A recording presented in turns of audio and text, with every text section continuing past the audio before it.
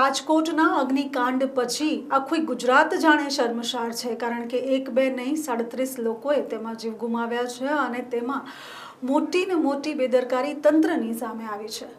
એકાએક ટીઆરપી ઝોનમાં આગ લાગી અને ગણતરીના કલાકોમાં ઘણા બધા જીવ ફળતું થઈ ગયા અને હજુ તો ઘણા જીવ એવા છે જ્યાં કાટમાળ નીચે દબાયેલા છે અને જેસીબી દ્વારા કાઢવામાં આવી રહ્યા છે। આ દરેક ઘટના પછી તંત્ર જાગે છે, ચાહે બોટકાંડ હોય, ચાહે તક્ષશિલા કાંડ હોય, કાંકરિયા લેક હોય કે પછી ટીઆરપી ઝોન જેવી કોઈ મોટી દુર્ઘટના હોય। જ્યારે પણ આવી કોઈ મોટી દુર્ઘટના થાય છે ત્યારે તંત્ર એકાએક જાગે છે અને જાગતાની સાથે સફાળા ઊભા થાય છે અને ગુજરાતભરમાં આદેશો આપે છે કે હવે આવી ઘટના ફરી ન બનવી જોઈએ। આ ખૂબ શર્મની વાત છે। અને વડોદરાની જ્યારે વાત કરીએ ત્યારે વડોદરામાં પણ છેલ્લા 3 દિવસથી કર્મચારીઓ જગ્યાએ જગ્યાએ મોલ્સ અને શોપિંગ સેન્ટર હોય, ગેમ ઝોન હોય ત્યાં ફરી રહ્યા છે। ફાયર સેફટીના જેટલા પણ કાગળિયા હોય તેને તપાસ કરી રહ્યા છે અને તેની સાથે ચેકલિસ્ટ લઈને હવે ફરે છે કે કઈ જગ્યાને ખુલ્લી રાખવી ને કઈ જગ્યાને બંધ કરવી। ઘણી બધી જગ્યા એવી છે જ્યાં ફાયર એનઓસી વગર ચાલી રહ્યું છે, ઘણી જગ્યા પર ફાયર એક્સટિંગ્યુશર્સ જે છે તેની એક્સપાયરી ડેટ આવી ચૂકી છે અને ઘણી જગ્યા તો એવી છે જ્યાં ફાયર સેફટીના નામે ઝીરો સુવિધા છે। અને આ બધાને લઈને હવે વડોદરામાં સામાજિક કાર્યકર્તાઓ જે છે તે જાગી ગયા છે અને તેના પછી હવે વડોદરાને પણ અગ્નિકાંડ જેવી વાતથી પસાર ન થવું પડે તેના પૂરેપૂરા પગલાં લઈ રહ્યા છે અને તેની માટે જ આવા સામાજિક કાર્યકર્તાઓ આવેદનપત્ર પણ આપી રહ્યા છે। અને આ આવેદનપત્રથી ખબર પડી રહી છે કે વડોદરાનું એસએસજી હોસ્પિટલ હોય, મહાનગરપાલિકા હોય, કુબેર ભુવન હોય કે પછી મોલ્સ અને શોપિંગ સેન્ટર્સ હોય, ઘણી બધી જગ્યાઓ પર ફાયર સેફટીનો અભાવ છે।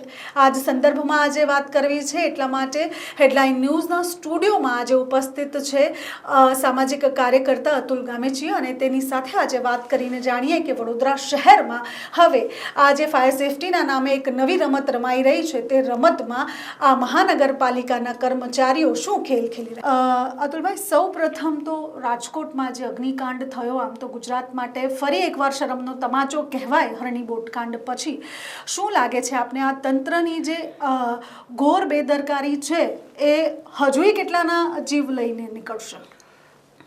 જે રીતે રાજકોટનો બનાવ બન્યો અને એના બાદ પૂરા ગુજરાતમાં એક એલર્ટ જેવું આપી દેવામાં આવ્યું સરકાર દ્વારા। મોલ, મલ્ટીપ્લેક્સ હોય, ગમે તે જગ્યા હોય ત્યાં આગળ ફાયરના એનઓસી સાધનો છે કે નહીં, ચાલુ છે કે બંધ છે, અન્ય કોઈ તકલીફો તો નથી, આ તમામ જોવા વડોદરા ફાયરના ચીફ ઓફિસર પાર્થ બ્રહ્મભટ્ટ દ્વારા મિટિંગ કરવામાં આવી। તમામ અધિકારીઓને કર્મચારીઓને દોડતા કરવામાં આવ્યા। હું એ કહી રહ્યો છું કે તમે એકવાર ફાયર એનઓસી આપી છે તો બીજા વર્ષે એના માટે તપાસ કેમ નથી કરતા?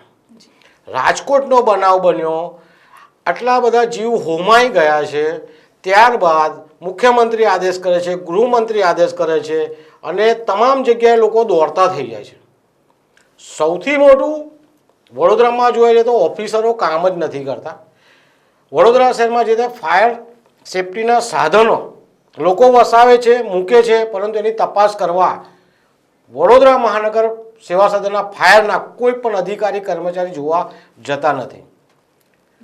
ટૂંક સમય પહેલાં જ વડોદરા શહેરમાં હરણી બોટકાંડ જ્યારે થયો ત્યારે પણ જોવા જઈએ તે પ્રમાણે ફાયરના જે જવાનો હતા એમણે કામ કરતા, પરંતુ જે ઓફિસરો હતા જ્યારે મુખ્યમંત્રી આવ્યા, ગૃહમંત્રી આવ્યા ત્યારે એમની આગળ પાછળ ફરીને ચંચુપાત કરતા હતા, પરંતુ સ્પષ્ટ હકીકત દર્શાવતા ન હતા। એના કારણે હાલમાં જોવા જઈએ તો હરણી બોટકાંડમાં જે પણ આરોપીઓ પકડાયા હમણાં એમાંથી મોટાભાગના છૂટી ગયા છે, 2-4 જણ હવે અંદર છે, પરંતુ આજ વડોદરા મહાનગરપાલિકા દ્વારા જે કેસ કરવામાં આવ્યો, જે લોકોને અંદર કરવામાં આવ્યા, તો આજ વડોદરા મહાનગરપાલિકાના આમાં અધિકારીઓ જવાબદાર છે। સત્તામાં બેઠેલા તે ટાઈમના સત્તાધીશો એટલે મેયર, ચેરમેન વાળી એ લોકો જવાબદાર છે અને સૌથી મોટી બાબત કે શાળાના સંચાલકો પણ એટલા જ જવાબદાર છે। પરંતુ વડોદરા મહાનગરપાલિકા અને રાજકારણના કારણે અત્યારે હરણી બોટકાંડમાં જે થઈ રહ્યું છે એ તમામની આંખો સામે થઈ રહ્યું છે અને તમામ વિચારી રહ્યા છે કે સજા થશે કે નહીં। હાલમાં જે રીતે ફાયર એનઓસી માટે દોડાદોડ થઈ રહી છે તો આપણે ગઈકાલે જ કલેક્ટર કચેરીના જે નર્મદા ભુવન છે એમાં પણ ફાયર સેફટીના સાધનોનો અભાવ છે। જે કરોડો રૂપિયાની આવક કરી આપતું કુબેર ભવન છે, ત્યાં લાખો નાગરિકોની અવરજવર છે, સરકારી કચેરી છે, ધમધમી રહી છે, ત્યાં ફાયર સેફટીના નામે કશું જ નથી, ખાલી પાઇપોને લાલ વાયરોને આ બધું દેખાય છે. તો સરકારી કચેરીમાં જો સુવિધા નથી તો આમ નાગરિકની સુવિધા ફાયર ચીફ ઓફિસર શું જોવાના હતા? વડોદરા મહાનગરપાલિકાની મુખ્ય કચેરી, ત્યાં ફાયર સેફટીના સાધનો નથી અને હવે કામગીરી શરૂ કરી છે. તો ક્યાંક ને ક્યાંક વડોદરા મહાનગરપાલિકામાં જે તે વિભાગ જવાબદાર હોય, જો ડ્રેનેજ હોય તો ડ્રેનેજના મુખ્ય અધિકારી જવાબદાર હોય, તો ફાયર વિભાગના મુખ્ય અધિકારી તરીકે જોવા જઈએ તો પાર્થ બ્રહ્મભટ્ટ એટલા જ જવાબદાર છે જેટલા લોકો મૃત્યુ પામે એમાં તમામ રીતે પાર્થ બ્રહ્મભટ્ટ આગળ આવી શકે. સાથે વાત કરીએ તો આપ પણ એક સતર્ક નાગરિક છો, વડોદરામાં વર્ષોથી રહેતા હશો, તો એક સાધારણ પ્રશ્ન કે મહાનગરપાલિકાની જે વડોદરાની કચેરી છે એ કેટલા વર્ષોથી એ જગ્યા ઉપર હશે? કદાચ આપણે વર્ષનો આંકડો કાઉન્ટ કરીએ તો કેટલા વર્ષોથી હોય છે? મારા ખ્યાલથી 15-20 વર્ષ તો હશે જ. અને 15-20 વર્ષની અંદર આ મુખ્ય કચેરીની અંદર અનેક જાતની તોડફોડ કરવામાં આવી. જે ઐતિહાસિક ઇમારત છે એને અનેક જાતની તોડફોડ કરીને એસી લગાવવામાં આવ્યા, નવી નવી લાઇટો લગાવવામાં આવી, નવા નવા દરવાજા લગાવવામાં આવ્યા, પરંતુ આ ઐતિહાસિક ઇમારતની અંદર ફાયર સેફટીના સુવિધાના નામે બિલકુલ મીંડું છે. અમે 2 મહિના પહેલાં જ આને પકડ્યું હતું કે જે સીઝ ફાયરના બોટલો હોય છે એની તારીખો ડ્યુ ડેટ થઈ જાય છે, છતાં કામગીરી નથી કરતા. અને જ્યારે આપણે ક્યાંક આવો વિરોધ કરતા હોય છે ત્યારે રાતોરાત આ અધિકારીઓ, આ કર્મચારીઓ, આ સત્તાધીશો ખાલી ઉપરથી લેબલ ઉખાડી લે છે અને નવું લેબલ લગાડે છે. એટલે કે એટલો મોટો ભ્રષ્ટાચાર આ લાઇનમાં ચાલી રહ્યો છે કે આપણે વિચારી શકતા નથી. પરંતુ આવી ક્યાંક મોટી દુર્ઘટના બને છે ત્યારે તેમને ખબર પડે છે કે હવે આ લેબલો નહીં ચાલે, હવે બોટલ આપણે બદલવા પડશે, નવી લાઈનો નાખવી પડશે. અને આ જ વડોદરા મહાનગરપાલિકાની કચેરીમાં પીવાના પાણીની સમસ્યા છે. હવે નવી લાઈનો જે નાખી રહ્યા છે અને આગ લાગશે તો પાણી તો છે નહીં એમની પાસે. આ ફક્ત જનતાને ઉલ્લુ બનાવવા માટે કામ કરી રહ્યા છે. તો વડોદરા મહાનગરપાલિકાની મુખ્ય કચેરીમાં પહેલાં પાણીની સુવિધા કરવી પડશે, ઉપર પાણી ચડાવવું પડશે, ત્યારબાદ આ ફાયર સેફટીના સાધનો કામ કરશે. હાલમાં જોયું કે કેટલીક આવાસ યોજનાઓ વડોદરા મહાનગરપાલિકા બનાવી છે, એમાં ફાયર સેફટીના સાધનો નથી. જે સાધનો છે કાટ ખાઈ ગયા છે અને પોતાના નવા જે બિલો છે એ બિલો પાસ કરાવવા માટે અત્યારે ફાયર સેફટીના સાધનો કે નવી કામગીરી કરવામાં આવી રહી છે. તો વડોદરા મહાનગરપાલિકાના મ્યુનિસિપલ કમિશનર સાહેબ પણ એટલા જ જવાબદાર છે, કારણ કે જો નીચેના એમના હાથ નીચે બધી કચેરીઓ આવેલી છે એ કામ નથી કરતા તો વડોદરા મહાનગરપાલિકાના મ્યુનિસિપલ કમિશનર પણ આટલા જ જવાબદાર કહેવાય.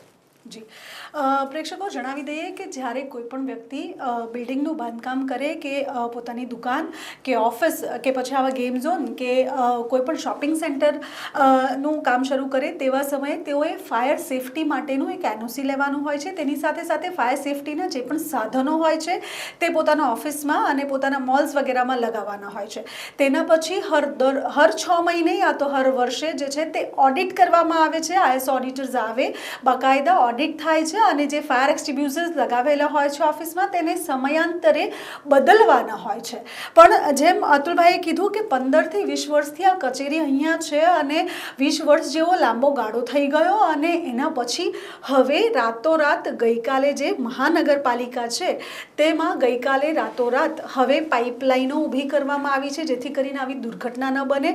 એટલે અતુલભાઈ, આ તો એવી વાત થઈ કે જો કંઈક સારું તંત્ર પાસે કરાવવું હોય તો પહેલાં નિર્દોષો હોમાય ત્યારે તંત્ર સારું કરે અને એ પણ કદાચ ટૂંક સમય માટે, પછી તો એ કુંભકર્ણ જ છે, જાગે છે અને પછી સૂઈ જાય છે. આ જ પ્રકારની વાત કહેવાય અતુલભાઈ? જે રીતના સુરતની ઘટના બની ત્યાં ઘણા બાળકો ક્લાસીસમાં કૂદીને મરી ગયા, સળગીને મરી ગયા. ત્યારબાદ વડોદરા શહેરની અંદર જેટલા ક્લાસીસો ચાલતા હતા એમાં અચાનક રેડ પાડવામાં આવી, અચાનક કામગીરી કરવામાં આવી. એ બનાવને ભૂલી ગયા. હવે હરણીનો બનાવ બન્યો, મોરબીનો બનાવ બન્યો, પરંતુ વડોદરા મહાનગરપાલિકા કોઈ શીખ લેતું નથી. માનનીય મુખ્યમંત્રી સાહેબ, ગૃહમંત્રી સાહેબ જ્યારે પણ ક્યાં જાય છે કોઈ ચમરબંધીને છોડવામાં નહીં આવે. આટલો શબ્દ બોલીને જનતાને ગુમરાહ કરવામાં આવી રહી છે. પરંતુ એમને ચમરબંધીની જગ્યાએ જે પણ સરકારી અધિકારી જવાબદાર હોય એમની સામે સીધા પગલાં લેવા જોઈએ. પહેલી વાત તો પછી કે ચમરબંધીને છોડે, પહેલાં તમારા ચમરબંધીઓ જે છે એમની સામે કાર્યવાહી કરવી જોઈએ. તક્ષશિલા કાંડ વખતે ક્લાસીસો તપાસ્યા, બધું જ કર્યું. હાલમાં પણ વડોદરા મહાનગરપાલિકાએ ગઈકાલે ઘણા હોસ્પિટલને નોટિસ આપી, ઘણા ક્લાસીસને નોટિસ આપી. તો ક્લાસીસને તો તમે નોટિસ આપી હતી, ફરીથી કેમ નોટિસ આપો છો? એટલે વડોદરા મહાનગરપાલિકાના જે પણ વિભાગ છે, ટાઉન વિભાગ હોય, ફાયર વિભાગ હોય, આ એકવાર ખાલી એમને ધમકી આપે છે અને પછી જે કરપ્શનની ચક્કર ચાલે છે, આ કરપ્શનના ચક્કરમાં જ લોકોના જીવ હોમાઈ રહ્યા છે.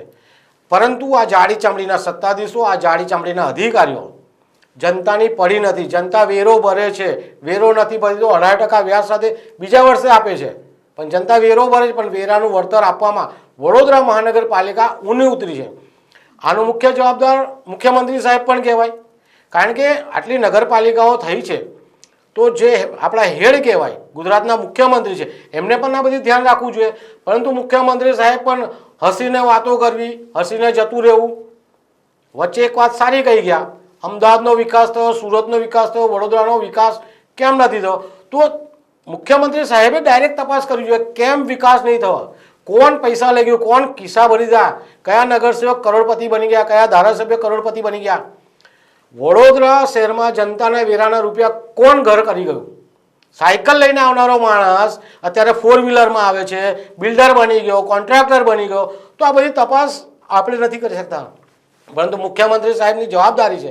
એમની પાસે ઘણા વિભાગ છે, એમણે વિચાર કરવો જોઈએ કે આ નગરસેવક પાસે આટલા રૂપિયા આવ્યા ક્યાંથી, એની તપાસ એમણે મૂકવી જોઈએ. પરંતુ જે ભ્રષ્ટાચાર ચાલી રહ્યો છે, જે ચેન સિસ્ટમ ચાલે છે કે અહીંયાથી રૂપિયા ઉપર મોકલવાના, પાર્ટી ફંડમાં મોકલવાના, રાજ્ય સરકાર મોકલવાના, એના કારણે મુખ્યમંત્રી સાહેબ પણ ક્યાંય પગલાં ભરી રહ્યા નથી. તો મુખ્ય જવાબદારી મુખ્યમંત્રી સાહેબની આવશે. સાથે વાત એ છે કે આ તો રહી મહાનગરપાલિકાની વાત, પણ જ્યારે જે દિવસે રાજકોટમાં આ અગ્નિકાંડ થયો, આમ તો કહેવા જઈએ કે માનવ સર્જિતા એક હત્યાકાંડ જ કહેવાય, જેમાં આંકડાને દબાવવામાં આવ્યા છે. આમ તો 45થી વધુ લોકો કદાચ મોતને ઘાટ ઉતર્યા હશે. વાત એ છે કે એકાએક રાતોરાત પછી મોલ્સ બંધ કરાવ્યા, જેમ કે આજે સવારના જ અખબારમાં આપણે જોઈ લઈએ તો કોતરી વિસ્તારનું બંસલ મોલ જે છે તેને બંધ કરવામાં આવ્યું. 7 સીઝમાં પણ ફરી એકવાર ચેકિંગ હાથ ધરવામાં આવ્યું. તો શું તંત્રને ત્યારે ખબર પડે જ્યારે આ રીતે લોકો હોમાય? અને તેના પછીની મોટી વાત છે કે આ તો પ્રાઇવેટ વસ્તુ કહેવાય, પણ આ જે મહાનગરપાલિકા છે અને સાથે સાથે SSG હોસ્પિટલ આપ કાલે હતા, અને SSG હોસ્પિટલમાં પણ ફાયર સેફટીનો અભાવ છે. ત્યાં તો હજારો લોકોની અવર જવર છે. ત્યાં અગર જો ફાયરના લીધે આટલી ગરમીમાં કોઈ પણ પ્રકારનો બનાવ બને તો તેનો જવાબદાર કોણ? જે રીતના આંકડા છુપાવવામાં આવ્યા છે રાજકોટમાં, જો આંકડા છુપાવવામાં આવ્યા હોય તો મુખ્યમંત્રી સાહેબે આપણને એક જાહેર કરી દેવું જોઈએ કે કુલ કેટલા લોકો મરણ પામ્યા છે.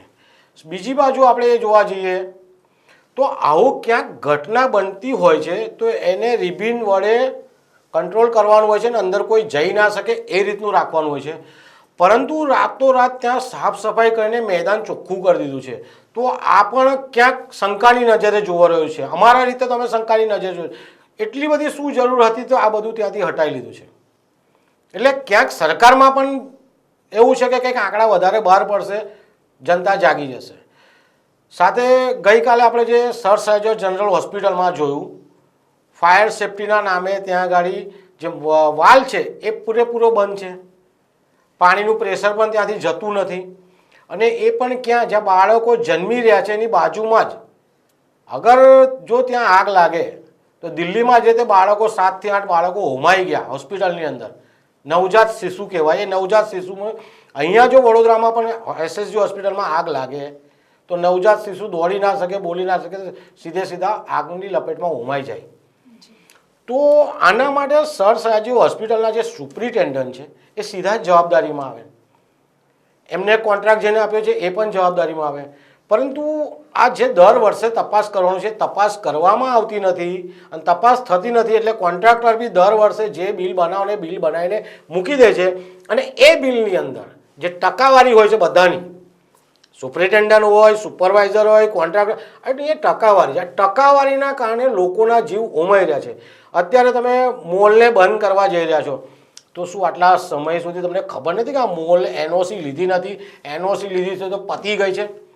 પરંતુ આ ટકાવારી, કરપ્શન, જે રૂપિયા મળે છે આપણે તપાસ કરવાની નથી, રાજકારણીઓ એટલા જ એમની પર હાવી હોય છે. કદાચ તપાસ કરવા જતા તો રાજકારણી કહેતા હોય ભાઈ બધું બરાબર છે, આપણું છે, જવા દે. જે રીતના જાણવા મળેલ માહિતી મુજબ રાજકોટમાં જે બનાવ બન્યો એમાં પણ પહેલાં કંઈક આગ લાગેલી હતી એકાદ વાર, અને આ વખતે જે આગ લાગી ભયાનક આગ લાગી, લોકોના મૃત્યુ થયા. તો વડોદરા મહાનગરપાલિકાના કમિશનર સાહેબ, ફાયર ચીફ ઓફિસર સાહેબ, એમની આ જવાબદારી બને છે, એમનું આ ડિપાર્ટમેન્ટ છે, એમની મુખ્ય જવાબદારી તો એ જ છે ને એમની કામગીરી પણ એ જ છે. શું એમને એસી કેબિનમાં બેસાડવા નથી લાયા, ગાડીઓમાં ફરવા માટે નથી લાયા? એમની જવાબદારી જ આ છે કે ક્યાં ગાડી ફાયર સેફ્ટીના સાધનો નથી, એનઓસી લીધી જ કે નથી, પણ કોઈને જોવું નથી. અને વડોદરા શહેરમાં જોવા જઈએ તો આ સંસ્કારી નગરીમાં રાજકારણીઓ સૌથી વધુ હાવી થયેલા છે. એટલે અધિકારી પણ ક્યાંક કામ કરવા હોય તો કામ કરી શકતા નથી. એટલે વડોદરાનું જે રાજકારણ છે એકદમ ગંદામાં ગંદુ રાજકારણ છે.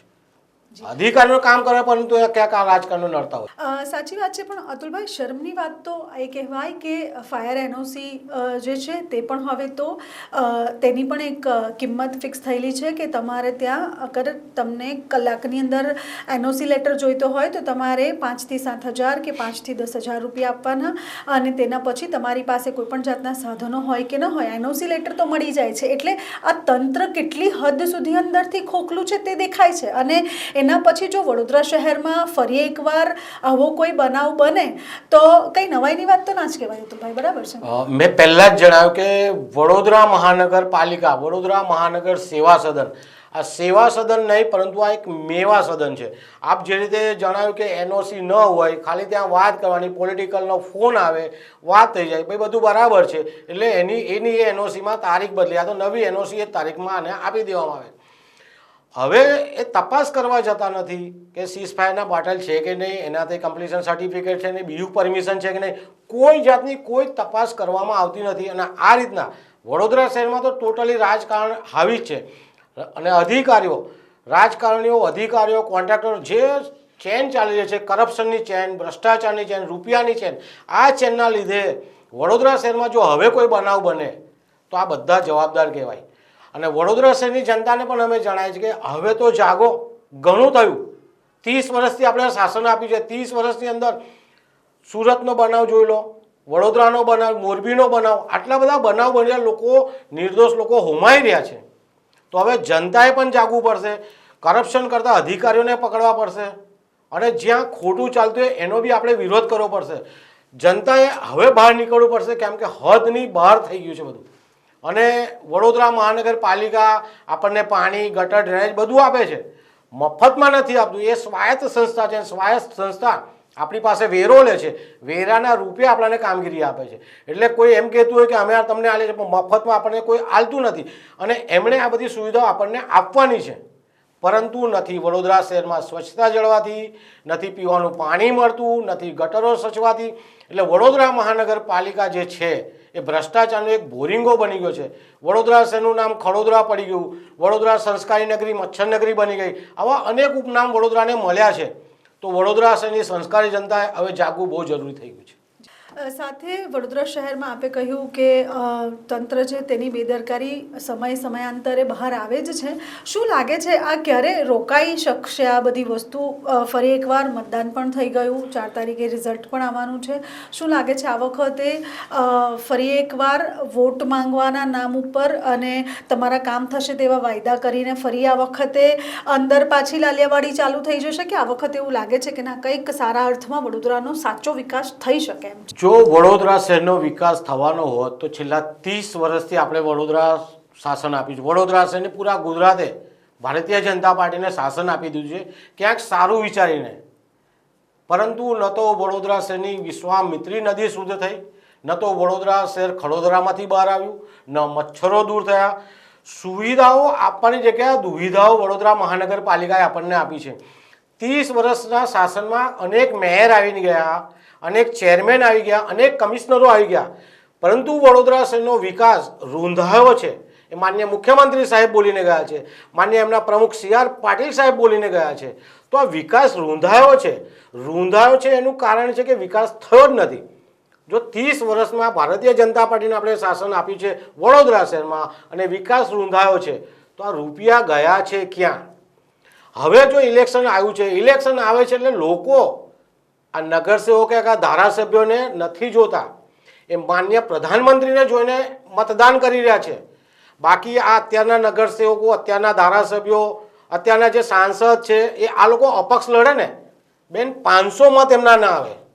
આપણી ગેરંટી 500, મોદી સાહેબ ગેરંટી આલે ને, આપણે વડોદરામાં ગેરંટી એટલે કે આપણા 500 મત અપક્ષમાં ના આવે.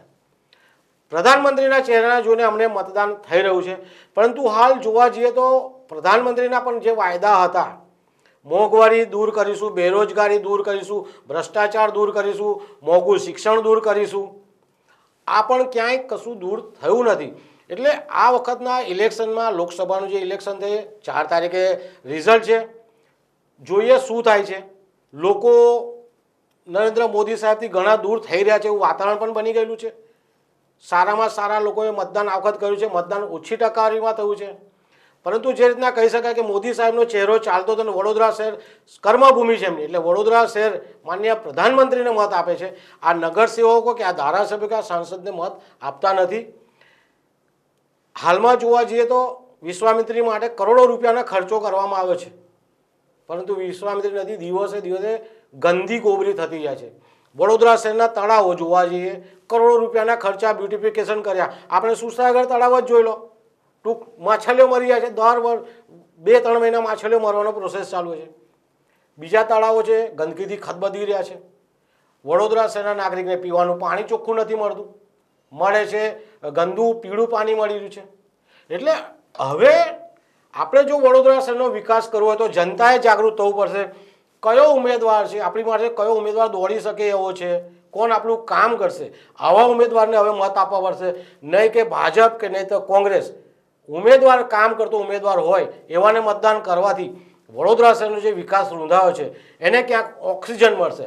બાકી જો હજુ આપણે આ લોકોને ચલાવીશું, મને નથી લાગતું કે વિશ્વામિત્રી નદી તો ગંદી ગોબરી થઈ ગઈ છે. આજુબાજુમાં આપણી મહીસાગર નદી છે, આ બાજુ નર્મદા નદી છે, એ પણ ગંદી ગોબરી થઈ જશે. ત્યાં પણ ઘણા પ્રકારના રેતી ખનનો થઈ રહ્યા છે. આ જ રાજકારણીઓ, આ જ અધિકારીઓ છે, એમાં ભારતીય જનતા પાર્ટી જ છે. આ બાજુ લઈ લો, આખા ગુજરાતમાં ભારતીય જનતા પાર્ટી. રેતી ખનન ફૂલ જોશમાં થઈ રહ્યું છે. તેના કારણે લોકો જે નદીએ નાહવા જાય છે એ ખાડામાં જાય છે અને અકસ્માતે મૃત્યુ પામે છે. હરણી બોટકાંડ વખતે નક્કી કરવામાં આવ્યું હતું કે નદી તળાવોમાં કોઈ નાહવા જવું નહીં, નાવડીઓ બંધ કરવાની. એ બોટકાંડ ભૂલાઈ ગયો ને અત્યારે જોવા જાવ તો આપણે સિંદરોડ ખાતે, ઉમેટા ખાતે કેટલા લોકો ડૂબીને મરી ગયા, નર્મદામાં ડૂબી ગયા. તો તંત્ર કરે છે શું? ફક્ત કાગળ પર વાતો કરી. મુખ્યમંત્રી સાહેબ એકવાર કહી દીધું 2 દિવસ જોવાનું, 3જા દિવસથી જશે તે તેશે. એટલે વડોદરા શહેરના વિકાસને જો ઓક્સિજન આપવું હોય તો જનતાએ હવે બહુ સારી રીતે જાગવું પડશે. સાવ સાચી વાત કરીએ આપણે. અને વળાંક લઈએ થોડો અલગ દિશામાં અને વાત કરીએ હરણી બોટકાંડની, જે અત્યારે જ આપણે કહ્યું. અને જ્યારે હરણી બોટકાંડ થયો એ ફરી એકવાર વડોદરા માટે કાળો દિવસ કહેવાય. અને જ્યારે આખો આ ઇન્સિડન્ટ થયો ત્યારે ઘણા બધા રાજનેતાઓ દોડી આવ્યા હતા. એ સમયે આપ પણ ત્યાં દયા ભાવના માટે હતા અને પરિવારની સાથે તમે ઊભા રહ્યા છો. ઘણા બધા કાર્યકર્તા એવા છે, તેઓએ મુંડન કરાવ્યા છે અને એ જે બાળકો મરી ગયા છે તેઓને શ્રદ્ધાંજલિ આપી છે. તે સમયે પણ મોટી મોટી વાતો જે કરવામાં આવી હતી એ વાતો ફરી એકવાર નિષ્ફળ નીવડી અને અત્યારે જે આરોપી છે તે બહાર ફરી રહ્યા છે. પણ જો કયા પ્રકારના એવા કાયદાઓ દાખલ કરવામાં આવે જેથી કરીને આવા વારંવાર જે આરોપીઓ આવા નિર્દોષ લોકોનો ભોગ લઈ જાય છે તેવા લોકો 100 વખત વિચારે આવું કંઈ પણ કરતા પહેલાં, ચાહે એ તક્ષશિલા હોય, અગ્નિકાંડ હોય કે બોટકાંડ હોય. જે રીતે આપણો બોટકાંડનો બનાવ બન્યો, હજુ પણ એ મારા આંખોમાંથી કશું જતું નથી. કારણ કે પહેલી બોડી અમે મેડમની ઉંચકીને બહાર કાઢી હતી, બાળકને પણ અમે ઉંચકીને બહાર કાઢ્યો હતો. એ વાત કરતાં મારા શરીરમાં ક્યાંક કંપન છૂટી જાય છે. 3 દિવસ સુધી સતત અમે ત્યાં આગળ કાર્યવાહી કરી, 3 દિવસ સુધી સતત અમે ત્યાં રહ્યા. બચાવ કામગીરીમાં ફાયર બ્રિગેડ પણ સારી રીતે કામગીરી કરી હતી. સાથે તે સમયે ત્યાં આગળ વડોદરા શહેરના નગરસેવકો, ધારાસભ્યો, સાંસદ સભ્યો બધા ત્યાં આવતા હતા. પરંતુ એ લોકો હસી મજાક કરતા હતા. અમે એ પણ જો હસી મજાકમાં વાતો કરતા હતા, હસતા હતા. શું થયું, કેમ છે, કેવું થયું, કેમ થયું, હસી હસીને વાતો કરતા હતા. જ્યાં લોકો, બાળકો મૃત્યુ પામે, નાના નાના બાળકો જેમને દુનિયા હજુ જોઈ નથી, હસી મજાક કર્યા ત્યારે પણ અમે એ લોકોને દૂરથી જોયા કરતા હતા કે તમે વડોદરા શહેરના પ્રથમ નાગરિક પણ ત્યાં હતા, બધા જ હતા. પરંતુ આ રીતનું હસવું કેટલું વ્યાજબી છે? આપણે રાજકોટની ઘટનામાં પણ જોયું, જી ધારાસભ્ય હસી હસીને સ્ટેટમેન્ટ આપે છે, બીજા ભાઈ ખુરશીમાં ઊંઘી જાય છે, હમણાં ભારતીય જનતા પાર્ટીના પ્રમુખ રાજકોટ. હાલમાં આપણો હરણી બનાવ જે બન્યો તેની અંદર જવાબદાર તરીકે બોર્ડકાંડના તમામ લોકો આવે છે, શાળાના સંચાલકો પણ આવી રહ્યા છે, વડોદરા મહાનગરપાલિકાના અધિકારીઓ, તે સમયના રાજકારણીઓ બધા જ આવી રહ્યા છે.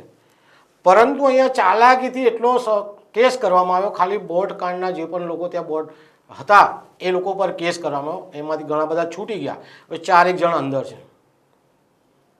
મહત્વની બાબત એ કે 12 બાળકો, 2 શિક્ષકો જ્યારે મૃત્યુ પામ્યા છે, 4 મહિના થવાયા છે, 4 મહિનાની અંદર લોકો છૂટી જઈ રહ્યા છે.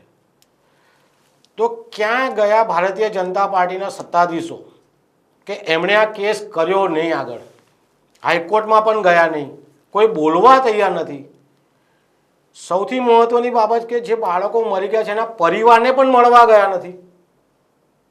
આમાં ભાજપ કોંગ્રેસ ના આવવું જોઈએ, માનવતા આવવું જોઈએ. આમાં માનવતા ભારતીય જનતા પાર્ટીની મરી પડવાની છે. આપણે ગઈકાલે પણ જો રાજકોટના બનાવમાં બી જોઈએ છે, એમની માનવતા મરી પડવાની છે. એમને એક અહમ થઈ ગયો છે કે અમે ભારતીય જનતા પાર્ટીને કોઈ હરાવી શકે નહીં, અમે છે તો આ ગુજરાત ચાલશે. એક અહમમાં આવી ગયા છે, પરંતુ અહમ કોઈનો ટક્યો નથી, ટકવાનો નથી. કાયદા જો અત્યારે સારામાં સારા સજ્જડ કાયદા હોત તો બોર્ડકાંડના આરોપીઓ હજુ છૂટ્યા ના હોત.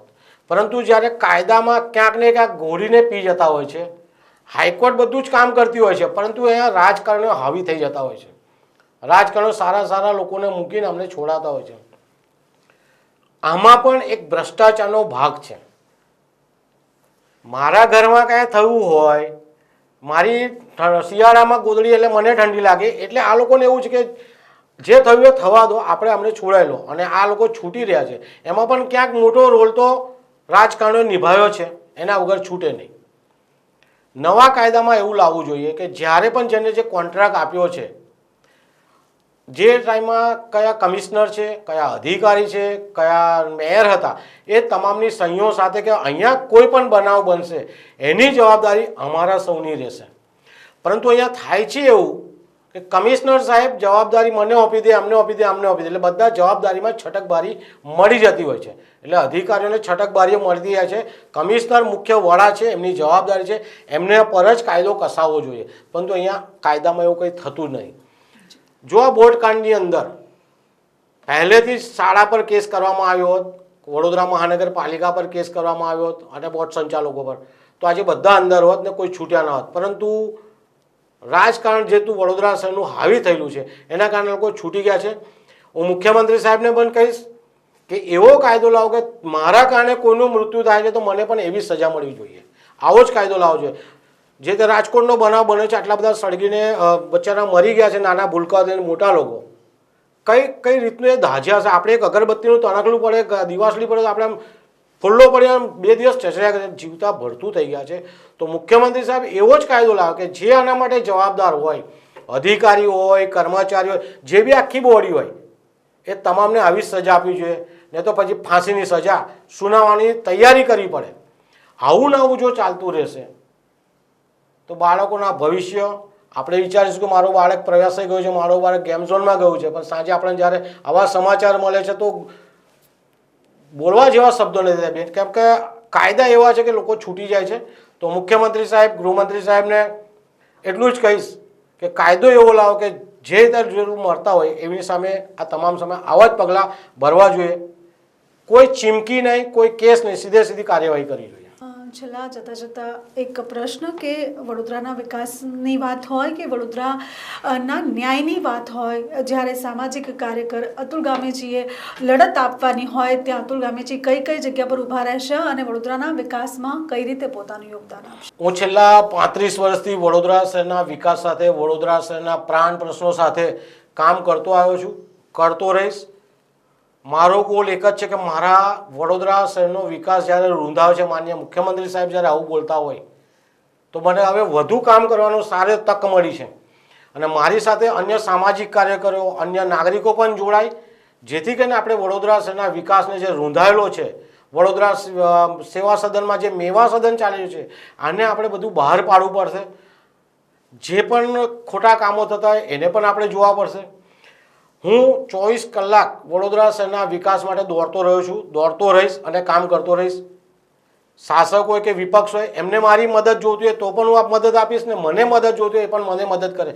બધાએ ભેગા મળીને વડોદરા શહેરના વિકાસને જે રૂંધાયેલો છે એને આપણે ઓક્સિજન આપવાનું કામ કરવાનું છે. તો વડોદરા શહેરની જનતાને એટલું જ કહીશ કે જાગો, આપણે સૌ સાથે મળીને વડોદરા શહેરનો વિકાસ જે રૂંધાયો છે એને ઓક્સિજન આપવાનું કામ કરીએ. પ્રેક્ષકો, અત્યારે હેડલાઇન ન્યૂઝના સ્ટુડિયોમાં અમારી સાથે હતા સામાજિક કાર્યકર્તા અતુલ ગામેચી, અને તેઓએ કહ્યું કે કઈ રીતે કયા કયા લોકોના ભ્રષ્ટાચારથી આ વારે વારે બોટકાંડ અને અગ્નિકાંડ જેવા હાદસાઓ થતા આવ્યા છે, અને તેના ઉપર હવે શું કહેવાય પેલી કઈ નજર, ચાપતી નજર, ઓકે, ચાપતી નજર રાખવાની જરૂર છે. અને જો વડોદરાના લોકો એકઠા થશે, અને આવા સામાજિક કાર્યકર્તા અતુલ ગામેચી પણ છે, તેવા ઘણા બધા સામાજિક કાર્યકર્તા વડોદરામાં છે, જો એ લોકો પોતાનો અવાજ બુલંદ કરશે તો વડોદરામાં ખરેખર વિકાસ પણ થશે અને તેની સાથે સાથે ભ્રષ્ટાચાર છે તે પણ પૂરો થઈ શકે છે. પણ બધાની માટે વડોદરાવાસીઓએ ભેગા થવાની જરૂર છે, એક અવાજ બનવાની જરૂર છે અને સાથે સાચી લડત આપવાની જરૂર છે. એટલે તમારા સૌએ પણ આ જ રીતે અતુલભાઈની જેમ પોતાનો અવાજ બુલંદ કરવો, અને જ્યાં પણ અન્યાય થતો હોય, જ્યાં પણ ખોટું થતું હોય ત્યાં હંમેશા લડવાની આશા રાખવી. આજના કાર્યક્રમમાં બસ આટલું જ. ફરી મળીશું એક નવા વ્યક્તિ સાથે, નવા ટોપિક સાથે. ત્યાં સુધી મને અને અતુલભાઈને વિદાય આપશો. નમસ્કાર.